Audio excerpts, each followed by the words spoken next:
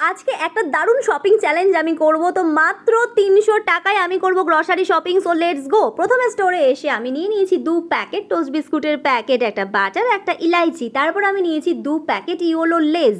তারপরে নিয়েছি একটা কুকিজের প্যাকেট। আর তারপরে আমি চানাচুরের সেকশানে এসে তো পাগল হয়ে গেছি, এতগুলো অপশান দেখে তো একটা চানাচুরের প্যাকেট নিয়ে নিলাম। আর তারপরে নিয়েছি একটা লিটল হার্টের ছোট প্যাকেট। তারপরে এই চানাচুরটাও আমার বেশ পছন্দ হয়েছিল, কিন্তু দাম এত বেশি যে রেখে দিতে হলো।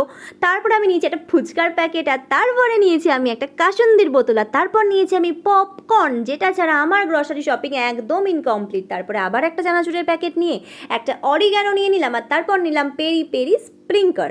তারপর নিলাম একটা সাফোলা মশালা ওটস। তারপরে নুডলসের সেকশনে এসে ও মাই গড কত অপশান, তো একটা সেট নিয়েও নিলাম। আর এইগুলো আমি নিয়ে নিয়েছি একটা প্লাস্টিক কন্টেনার 3টে সেট।